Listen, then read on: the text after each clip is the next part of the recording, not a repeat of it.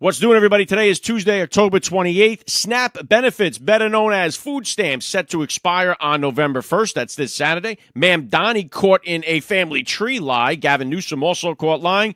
Leland Vittert joins me on the podcast to talk about his new book, Born Lucky. I'm AlecLace. This is the AlecLace Show. The American family is under attack. Parents are the underdog of this nation. Your children are being indoctrinated. That's right. Your children. They do not belong to the state. They do not belong to the school system. They belong to you, the parents, as a blessing from God our Father. So let's preserve, protect, and fight for the American family together. You're listening to the AlecLace Show. The future is family.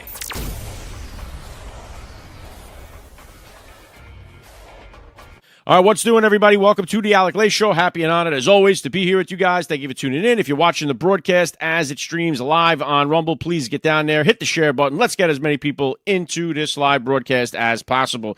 Kind of a few things I wanted to hit on here. Number one, SNAP benefits, food stamps, about to expire Saturday, November 1st, and this is going viral all over the place on Twitter. You actually have an account, EBT of TikTok, that's documenting a lot of the people complaining about the fact that food stamps are going to run out, and there is a lot right now. We have got 42 million plus people on food stamps in America, and a lot that has become an eye-opening number to a lot of people. Just the sheer amount, it's like 15% of the country that's on food stamps is ridiculous. But then when you start to see who is actually getting the benefits, it even makes your blood boil even more. Now, you guys have heard me talk about this quite a few times on the show, but there's nothing more frustrating than as a working class, working guy, raising a family, trying to do the right thing, to go to the grocery store and to see the people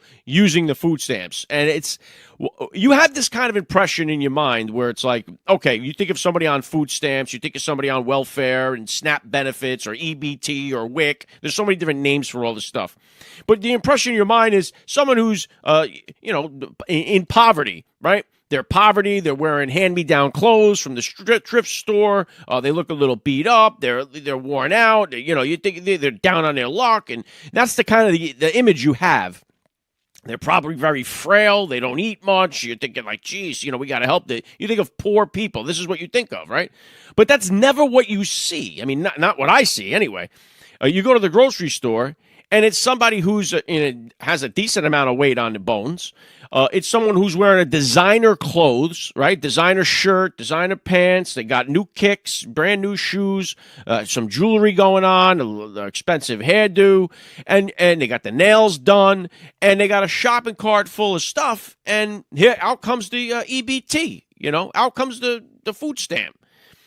And you're thinking, like, what? Like, some of the times it'll catch you off guard. It does for me anyway. It'll catch you off guard. Like, oh, man, I never would have figured this person's on food stamps, right?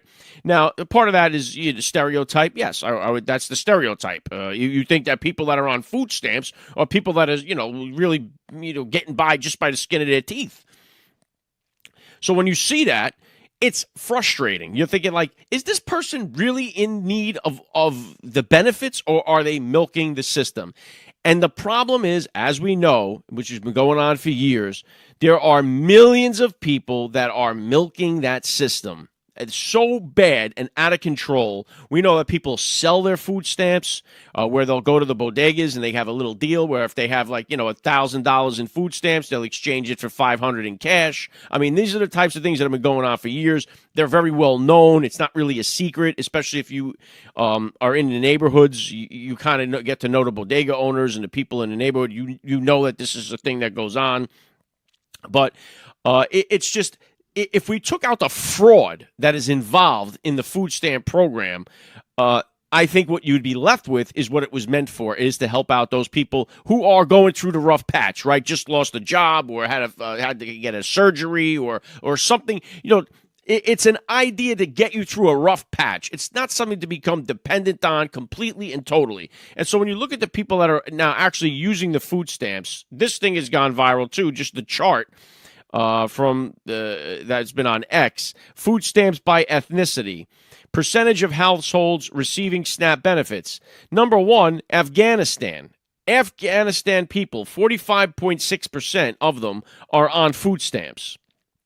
Number 2, Somalia. You would imagine most of these people are up in Minnesota, right? 42%. Iraq, 34%. Dominican, 34%. And then you have to go down to 25% of black Americans are on food stamps. And then you go, all the way down the list, and you see white Americans, 8.6%. And it shows you the percentage of these groups that are on. But the staggering real statistic about this is, if you look at U.S.-born citizens who are on food stamps, it's 39% of the people in the food stamp program are U.S.-born. 52% of the people using food stamps are legal immigrants.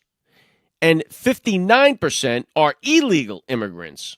So how in the world that's for any welfare, okay? For food, it's illegal aliens that lead the way again. For Medicaid, it's illegal aliens that lead the way again. So why not one illegal alien should be receiving taxpayer-funded benefits? It makes zero sense. And it's just the amount of fraud that is running wild with all of these government programs. The same thing is happening with the housing industry.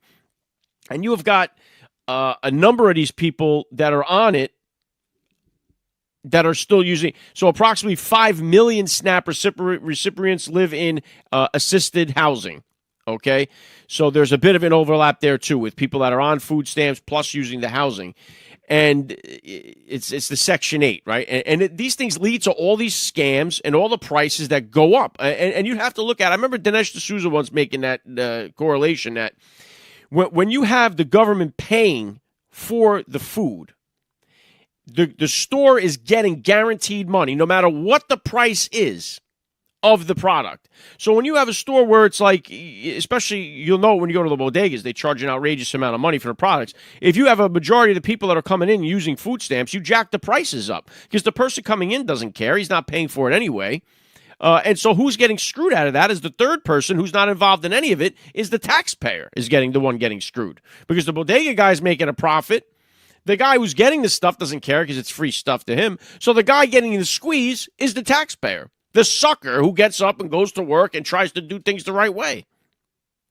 Meanwhile, we're creating a generation of victimhood because you're coming up on this system dependent on other people to pay your way. Now, you do have, again, don't get me wrong, because I get slammed on this all the time.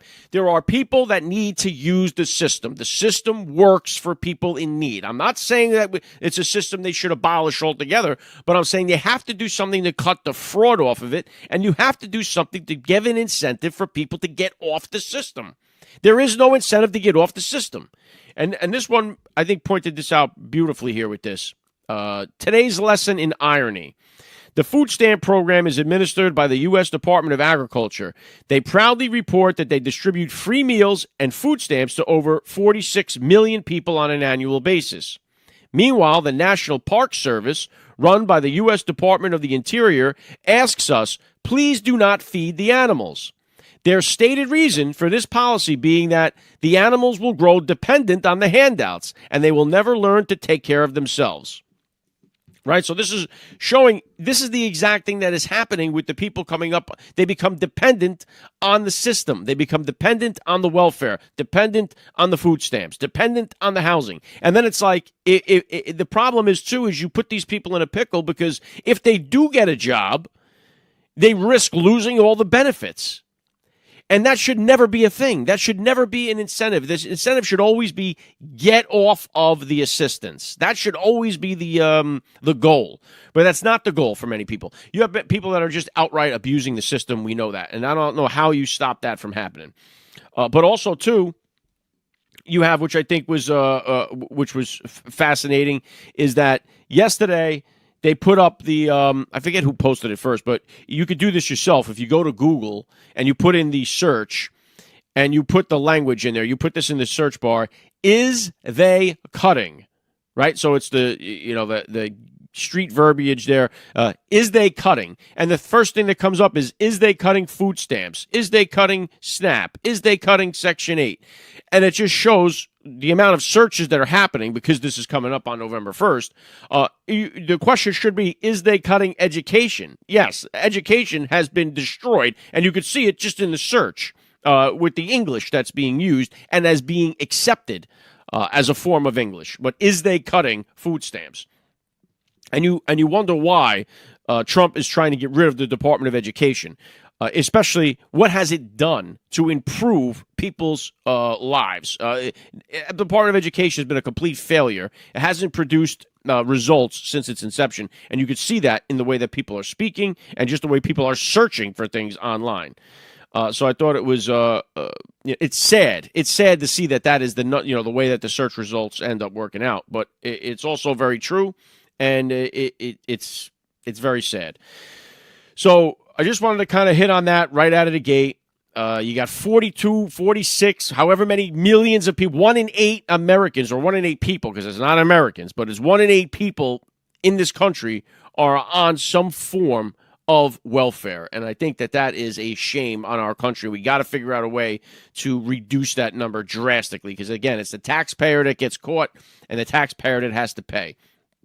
And it makes you feel like a sucker because so many people are laughing at you, right? And they have the one meme, the difference between a shopper with a job and the one without a job. And it's the guy without the job who's got the cart full of stuff. The guy with the job, like me, trying to use coupons and save and stuff like that to save a couple of bucks. I get excited when I get like $60 worth of coupons on a $300 shopping bill. I feel like I crushed it.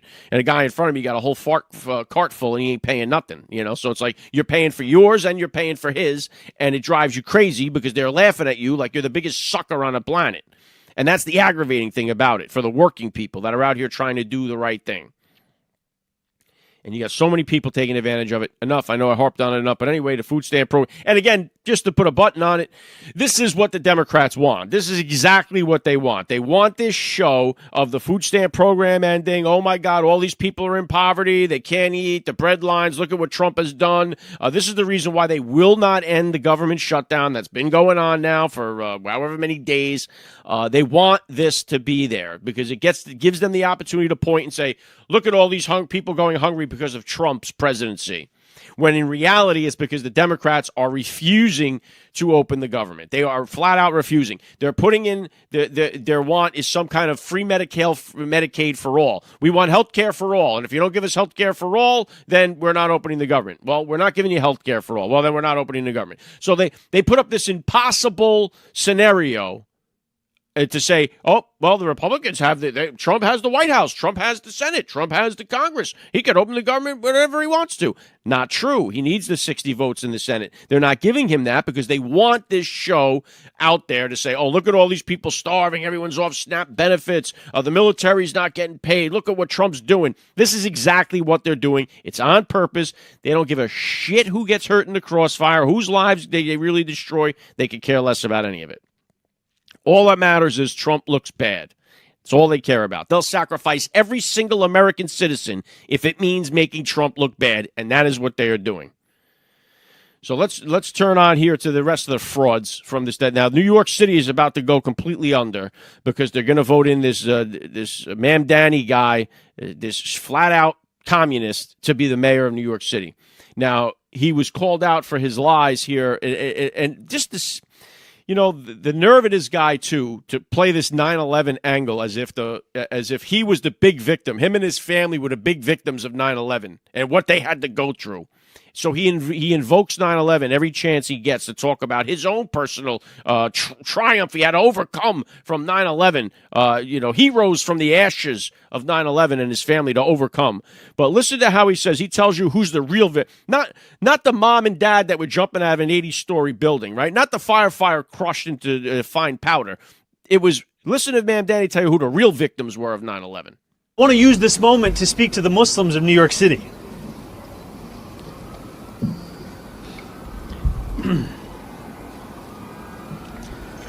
I want to speak to the memory of my aunt.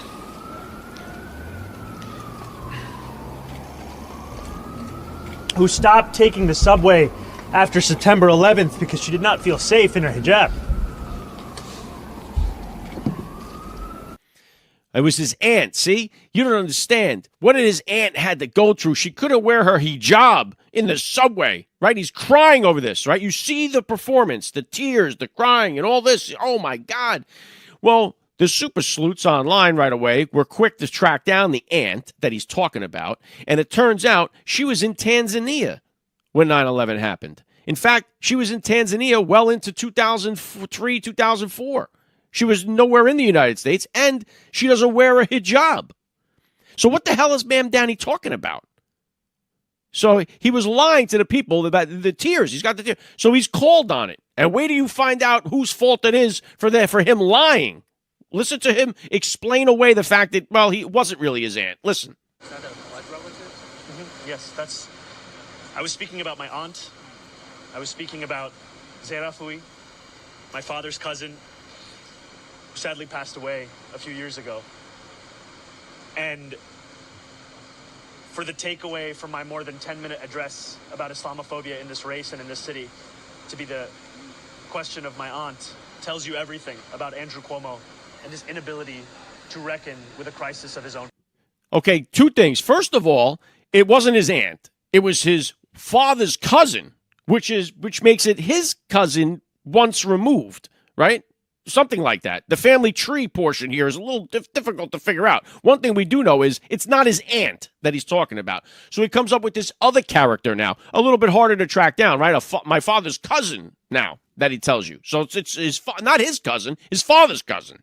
So a little harder to track that down. But he spins it right around and says, see, look at the Islamophobia from Cuomo. How dare you call me out for my lie? It's Islamophobic to call you out, to call me out. That's what he turns. Everything with him is Islamophobic.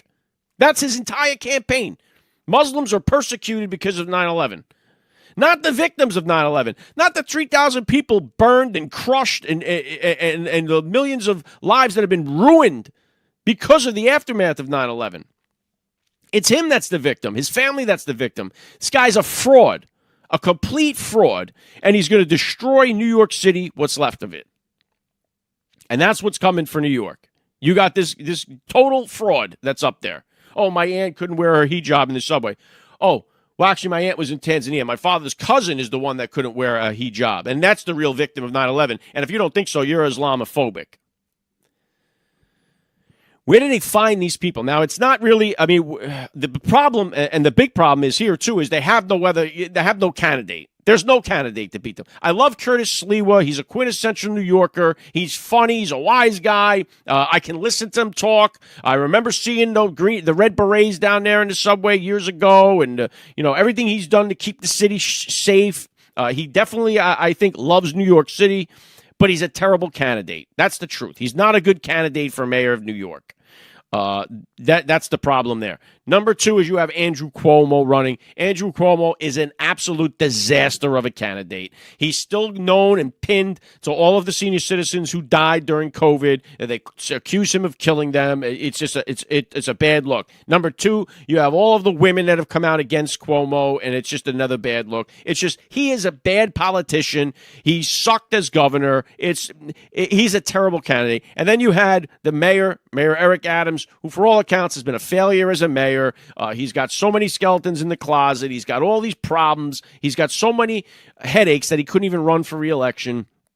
So you have, here comes this Mamdani guy with billions of dollars of funding or unlimited bankroll, and he's got the ability to persuade all these little socialists and communists, and they're going to vote for him. And here's the thing that's crazy is the Jewish people are coming out to vote for Mamdani. Right, this guy a Muslim guy being supported by the Jewish population in New York. And then you have these other frauds that are out there, the rabbis, the female rabbis, and one transgender rabbi. Right, listen to how Looney Tunes this is. Hi, Rabbi. Hi, Rabbi. Hi, Rabbi. Hi, Rabbi. Hi, Rabbi. Hi.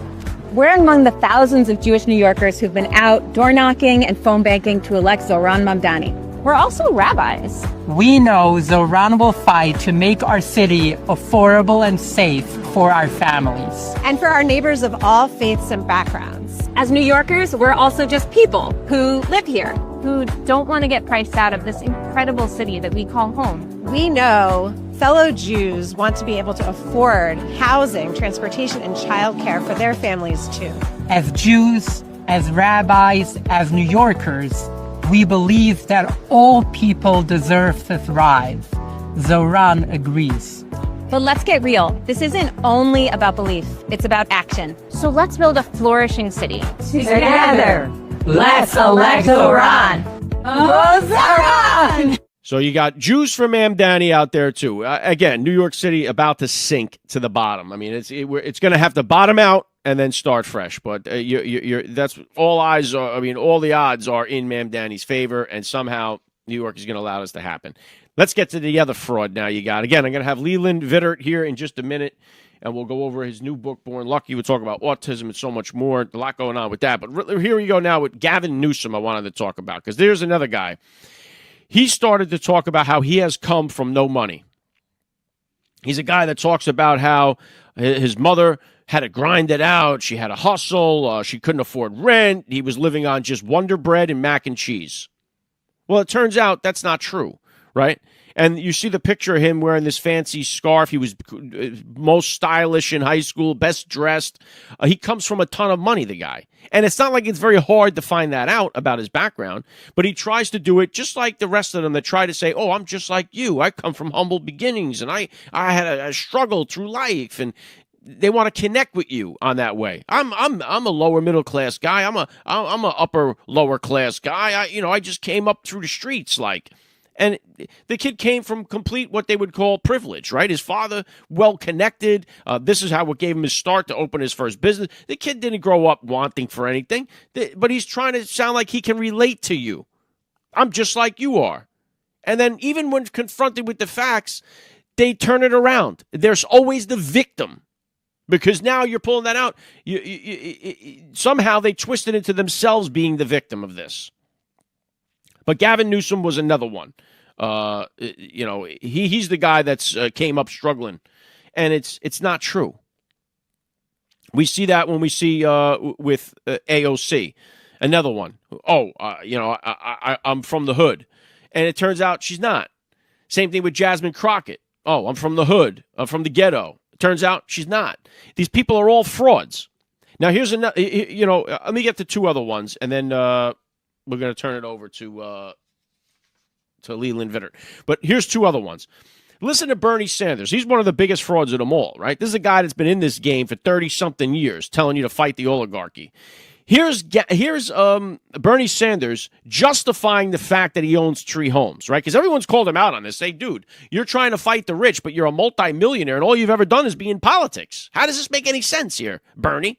But he's got all these people like following him, like, oh my God, Bernie is right. We're going to fight the rich. Bernie is the rich. And he got rich because he's a politician. He's never done anything else. And now he tries to explain and justify why he owns tree homes and you don't. Okay? Here he is explaining it because he's been called on it so many times. Listen to him justify it. Do I own 3 residences? Yeah, I do. I live here in Burlington, Vermont. We live in a middle-class neighborhood. Nice house.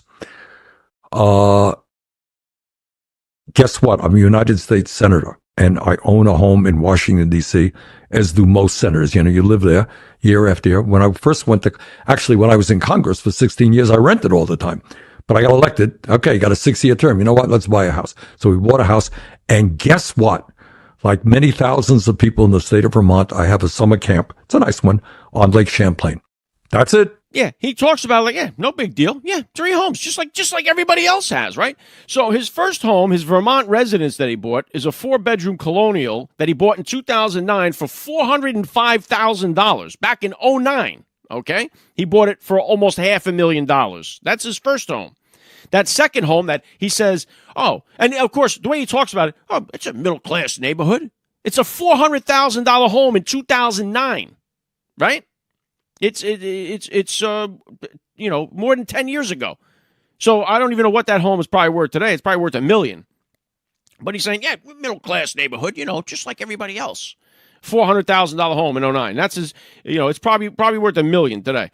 Now, the second home he has, Washington, D.C., like most senators do. No, most senators don't own a second home in D.C., Bernie. They don't. Less than half of the senators have a residence in D.C. So he's lying to make it sound like, yeah, just like everybody else. Well, that second home he bought that in 2007 for $489,000. So another $500,000 home bought in '07. And he tries to say, oh, before that, we used to rent. Well, I'm just like everybody else, just making it through, just barely getting through, but just had to rent. So that's his second $500,000 home. His third home that he's thousands of people have a third home. I have a little vacation spot, a little lake house, right? Well, the lake house, he bought it in 2016 in Lake Champlain for $575,000. Okay? So his three homes are over $2 million. But he makes it sound as if like, well, this is something everybody has. I mean, that just you just hear how he justifies it. Yeah, okay, that's it. Like thousands of people, I have a third home. No, thousands of people, Bernie, like you and me, don't have third homes, don't have second homes. What are you talking about? This is how delusional this guy is, because he's trying to keep up the front like, oh, I'm just a regular guy, the socialist, Bernie Sanders. I'm for the people. I want you. The only person Bernie Sanders ever lifted out of poverty is himself, right? That's the meme. That's all Bernie cares about. But people are like, no, Bernie really cares about me. No, he doesn't. You think Bernie Sanders gives a rat's ass whether or not you ever get lifted out of poverty? He could care less. It's about power, baby. That's all it is with these people. Guy's got three homes, $500,000 apiece. He's talking about fight the rich. You're the rich, Bernie. You're the guy. He's flying in private jets while RFK Jr. is taking a coach flight to stop, what is it? Make America Healthy Again. He's flying coach. Bernie's flying, and then he justifies flying in the jet. Well, I have to get from one rally to another. That's how everybody does it. Guy is such a fraud, and people still follow this stuff. Now, how about the last one I'm going to hit you with is Karine Jean-Pierre, because she's on the book tour, right? Because somehow she got duped by Joe Biden. She had no idea the guy lost his marbles. She was the closest guy to him. She's with him every day of the administration there. She's the press secretary. She got totally duped by this guy. So she gets called out on that and asked if she has any regrets about her time, obviously lying to the American people. Do you have any regrets about lying to the American people? Now, listen to her answer to this. This is exactly sums up her entire career and her entire life. Here's her response to this. Karine, do you have any regrets at all for anything that you said while you were speaking on behalf of this administration? Look. It's a simple yes or no. You don't even know. No, because you're asking for a yes or no question. I want to put some context to it too. I woke up every day. I woke up every day very proud to be the White House press secretary. I woke up every day as a Black woman who is queer, who no one had ever seen someone like me at that podium standing behind that lectern. It was an honor and a privilege to have that job. And I did it to the best of my abilities. Do you have any regrets? Well, I'm Black and queer. Let's remember that I'm Black and queer. This is what she said first day one on the job. Oh, I'm the first Black and queer press secretary. And how many times did she tell you I'm Black and queer? As if that absolves her of some kind of wrongdoing. She's allowed to lie to the American people because I'm Black and queer. She's the victim here. So somehow, and again, the only reason she got the job is because she's Black and queer. That's it. There's no other reason she got the job. And she's now doing the book tour. She's got a new hairdo. Oh, she's worth millions of dollars now because she's Black and queer. That's it. That's the answer to everything. That's her entire identity. That's her entire accomplishment. That's her entire answer for everything. Oh, do you have any regrets about lying to the American people? No, I'm Black and queer, so there's that. What the hell are you talking about? These people are such phonies, man, and it's amazing to watch. And this is the reason why people have embraced Donald Trump, because he's as real as it gets. Donald Trump's not ashamed of who he is. Donald Trump is proud of what he's accomplished. That's another one of these things too, is that the people make it feel like Donald Trump should be ashamed of being a billionaire. Donald Trump offers no apology for being successful. And that, honestly, it's one of the highest levels of maturity you can reach in life, is offering no apology for doing well. You don't have to apologize for doing well, whether you're a billionaire or whether you're a guy that's having a successful career or you're found success in your life. You never have to apologize to anybody for doing well. On the flip side of that coin, don't complain when you're doing poorly. Those are the two ways to go about it. Don't apologize for doing well. Don't complain when you're doing terrible. Okay? And Donald Trump never apologizes for who he is. And people love the authenticity of who Trump is. And that is the difference. You have the Democrats who pretend to be something that they're not. You have Donald Trump who tells you exactly who he is, and we all love him for it. So those are just a few of the frauds of the Democrat Party. You have the Mamdani, you have the Bernie Sanders, you have the Karine Jean-Pierre, you have the Gavin Newsoms, you have the Jasmine Crockett's, you have the AOCs. They're all frauds. They're all phonies. Not saying that a lot of people in the GOP aren't either. Don't get me wrong. But I'm saying as far as it comes compared to Trump, you look at these people, and politics is a big, big problem with corruption. We talk about the SNAP benefits being corrupted, politicians being corrupted as well. That's a story for another day. Let me turn my attention now to this, because one of the things from the Trump administration has been the spotlight going on autism, with RFK Jr. talking about vaccines causing autism, the numbers, how it went from 1 in thousands to 1 in 32 are getting diagnosed, whatever it is. These numbers are off the charts. So many kids being diagnosed with autism now. And there are a lot of parents out there now that are dealing with this. And it's a challenging, number one, becoming a parent is a challenge, right? It's something that it changes your life forever. So there's a lot of things that are happening to you when you become a parent. Then you throw into the mix, you have something like a child that's diagnosed with autism. It could throw a complete fork into your life here, completely disrupt it. And so when you're in these situations, one of the best things I would point to that you could do is find somebody who's been in that situation, see what they did. If they had some success in it, see what they did that worked. See that you could find a testimony of somebody that said, my child had this, here's what I did, and here's what worked. And you have a blueprint for how, not to do it in carbon copy, but you have at least a testimony of, hey, if they could do it, I can do it. And to kind of help pull you through some of this stuff. And one of those is this new book that's out, Born Lucky, A Dedicated Father, A Grateful Son, and My Journey with Autism. It's from Leland Vittert, world-renowned journalist. You see him on News Nation. He comes out with this book. It's great because it ties in the fact of the importance of the father's role, and what is right now a pressing need in our society, people that are dealing with having kids that have autism. So it comes from the son's perspective of this, not the father's. He talks about his dad and getting it through. His dad did write the forward or the afterward in the book. His father is very much a part of this story. And so I want to bring him on now. We're going to talk about the book. We'll talk about autism. We'll talk about fatherhood. Let's get to it. Here we go. Leland Vittert on the AlecLace Show. Hi, I'm Emily, and I'm at the White House with my dad, and you're watching the AlecLace Show. You're listening to the AlecLace Show. The future is family. All right, joining me now, Leland Vittert. Welcome to the AlecLace Show. Good to be with you. Well, it's an honor to have you here. You got the new book, Born Lucky, A Dedicated Father, A Grateful Son, and My Journey with Autism. Autism obviously has taken a lot of center stage here with this administration, with everything with RFK is doing. But right off the hibbity here, what is it that most people get wrong, Leland, when it comes to autism? Oh, boy, Alec, I am not an expert on autism. I'm a kid whose father decided that he wasn't going to let his son be defined by a diagnosis. He wasn't going to let his son use a diagnosis as an excuse. And Born Lucky is the story of my father adapting me to the world rather than the world to me. And I think the reason it's doing so well right now is because it's hit this nerve of parents realizing they're not alone and showing parents how much hope there is. Born Lucky is hope for every parent of every kid having a hard time.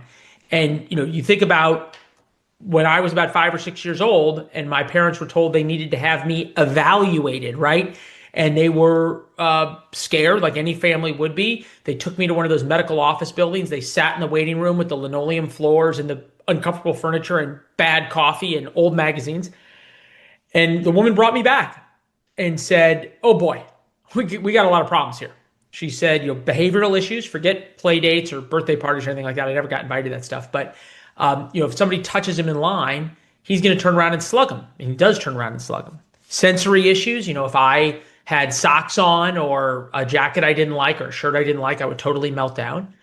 And big learning disabilities. The IQ test is the average of two tests together as your IQ score. A 20-point spread between the two tests is a learning disability. I had a 70-point spread. The woman said this is the biggest spread we have ever seen in our lives. And all that, culminated. My dad goes, "Okay, what do we do?" And she said, "There's generally not a lot you can do." So Born Lucky is to give hope to every parent who's in the position my parents were in, ... I'm getting hundreds of emails from people, from families, from parents saying, "Thank you. You've given me hope, not just about autism, but about ADHD and anxiety and kids who are getting bullied and kids whose parents dealt with them having a peanut allergy." This really proves the power and agency that parents have. Well, I would imagine that now there's a lot more resources available for parents who have kids that have autism or one of those things. I would imagine when you were growing up, there was far less resources for your dad to look into. So what was it? What was the turning point here? And when your dad decided to say, "Hey," what did he do to actually help you out during this process? It's a great question.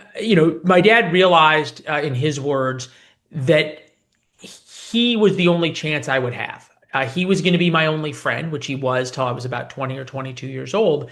And his feeling was I was not going to have get self-esteem from either doing well in school, having friends in school, or being good at athletics. So Born Lucky is the story of how he taught me that self-esteem is earned, not given, right? So 200 push-ups a day, 5 days a week, starting when I was about 5 or 6 years old, to try and teach me what hard work was and how hard work yielded results and success.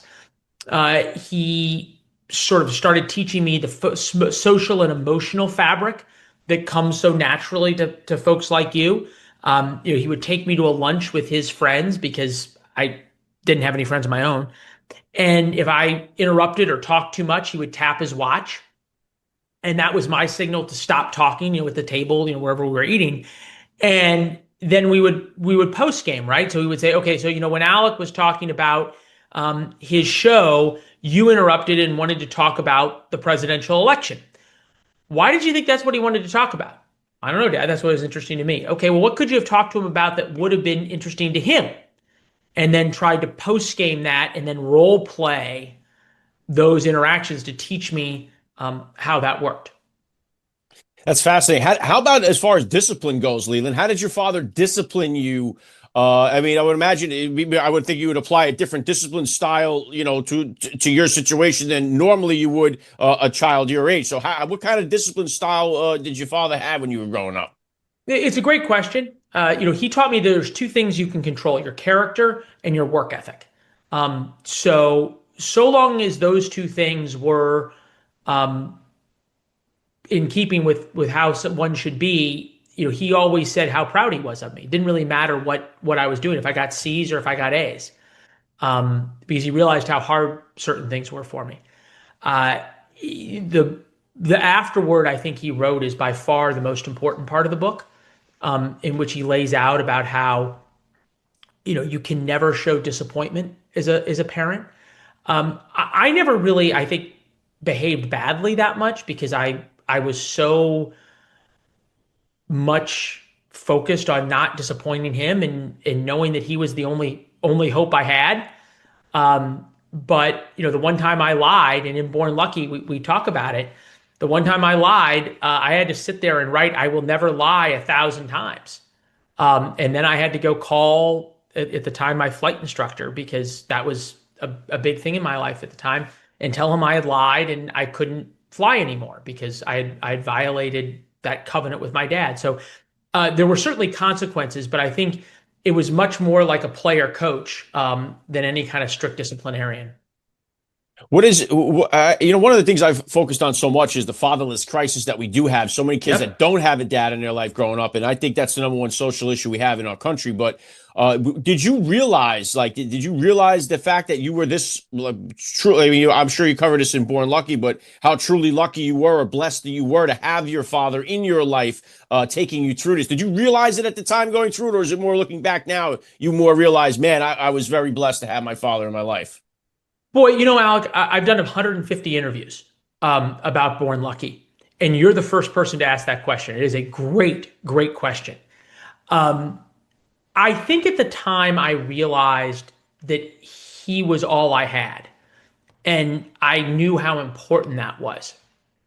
In retrospect, I now realize how unusual it was. So there's two parts to that. I'll give you an example, though. In Born Lucky, I was in 8th grade. I really wanted to get out of St. Louis and out of the social situations I was in. So I went on a backpacking trip for the summer. It was one of these, all these different camps for kids, and one of them was, came to town and they had like a camp fair. And I really wanted to go on a backpacking trip. And I was strong and I like to work out. I thought this would be great. I'm going to go hiking out in British Columbia and it's going to be great. And in the first 3 or 4 days of the backpacking trip, these two boys who had really terrible behavioral problems were threatening me to push me off one of the ledges that we were hiking on. So at the end of the 4 or 5 days, we get somewhere where we can call home and do laundry and everything else. And I found a payphone. This is before cell phones, and I called where my dad was. He was playing golf. I said, get him off the golf course. I need to talk to him. And I only had about 15 or 20 minutes, but he got on the phone and I called and I said, Dad, I need to come home. And he said, come on, don't quit.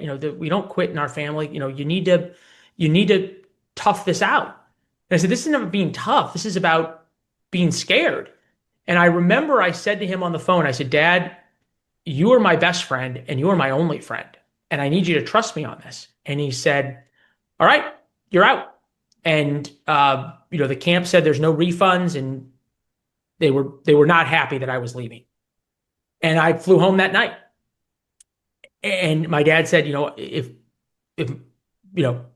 I had to be there for you, which he was. Interestingly enough, about 2 months later, a check arrived in the mail from the camp because they said that the boys who were bullying me then started picking on other kids, and they almost had to end the trip early because they were scared somebody was going to get hurt. So the lesson of that was I did realize how unbelievably reliant I was on my dad. And, the two reasons I wrote Born Lucky: one, to give hope to every parent of a kid who's having a hard time. And two, while my dad's still alive, for him to understand that I understand the enormous sacrifice he made.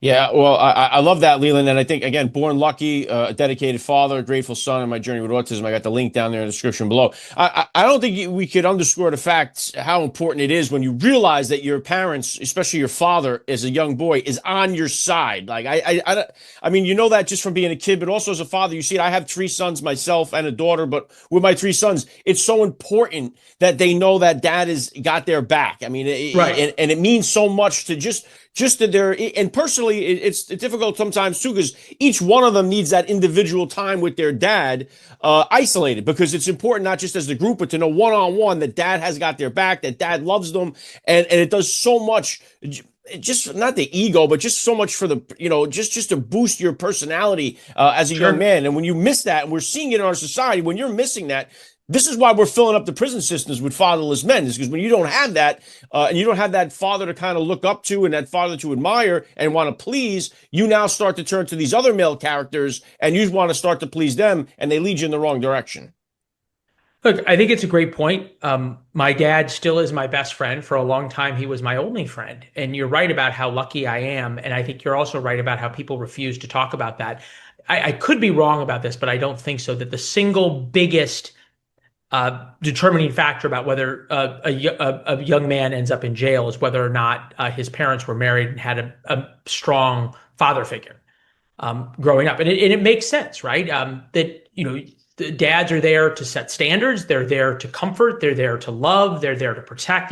There's all of these things that over millennia, the people have come together.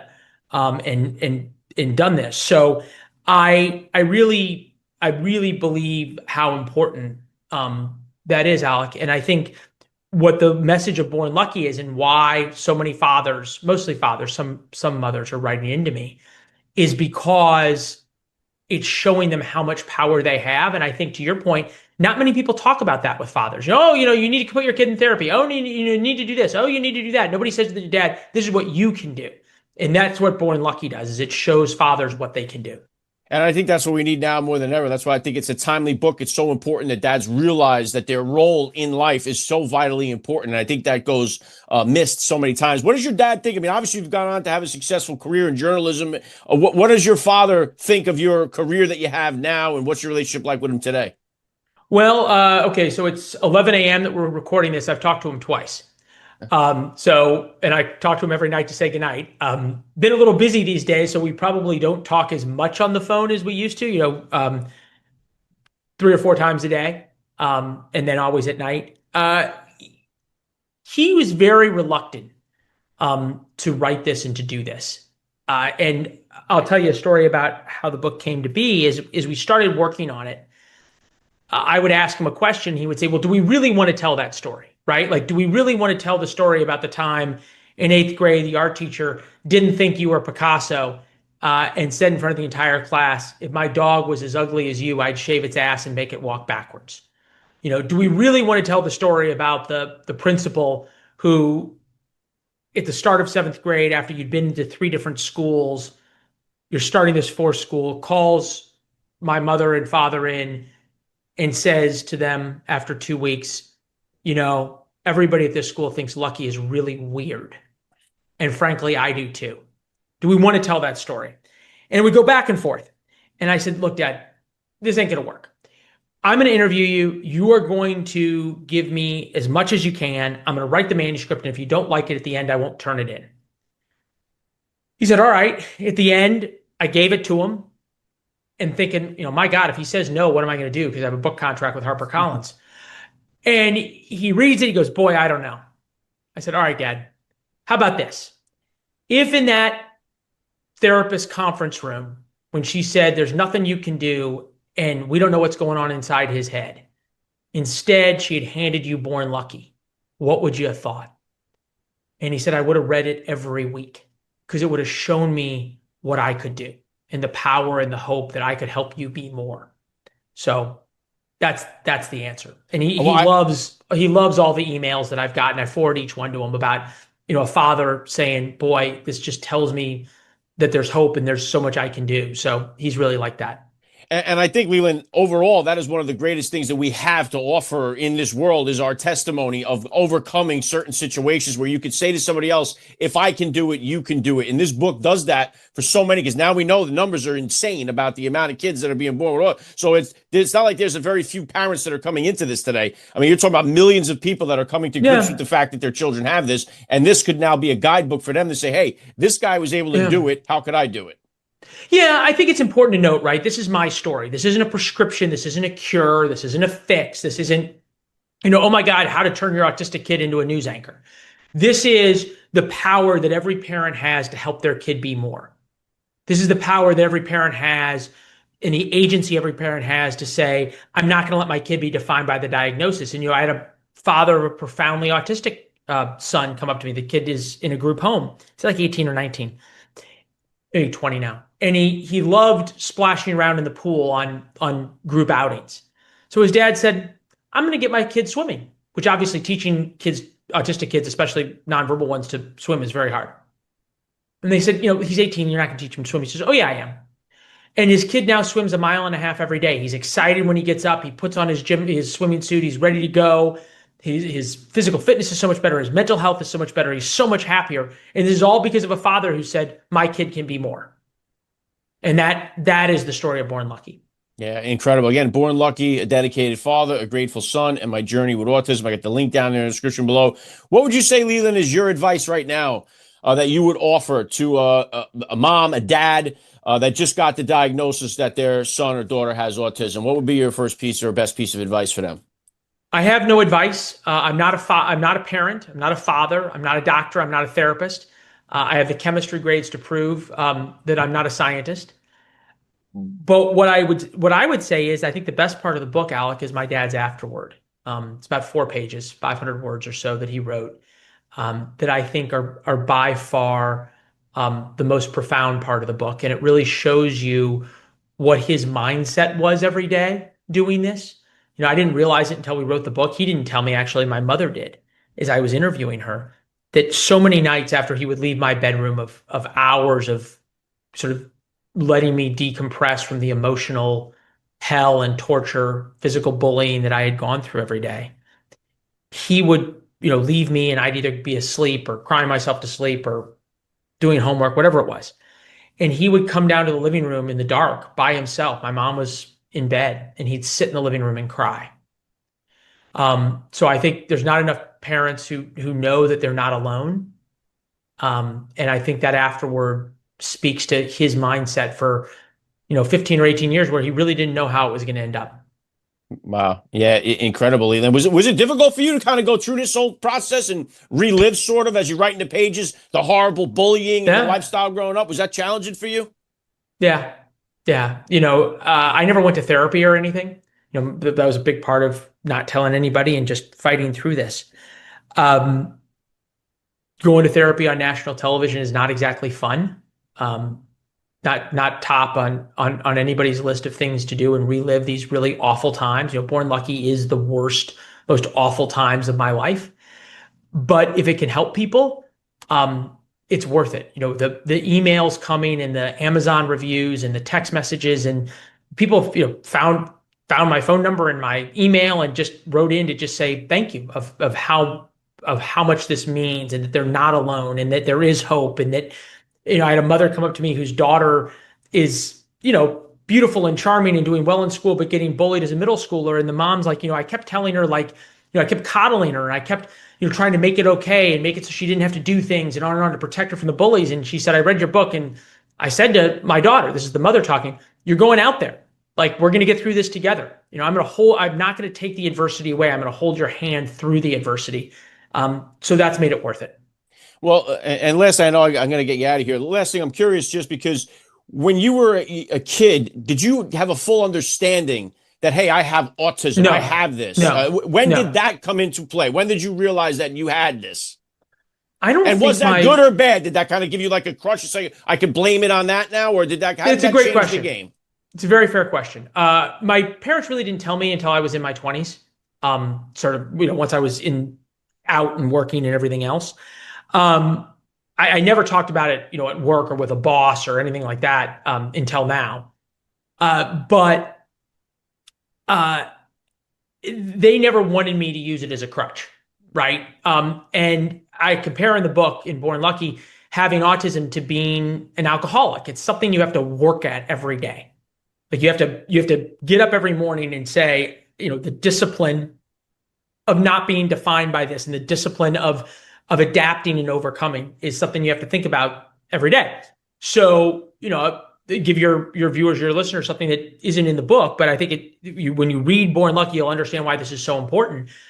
A couple of weeks ago, I was playing golf with my father-in-law, and we finished a great round of golf.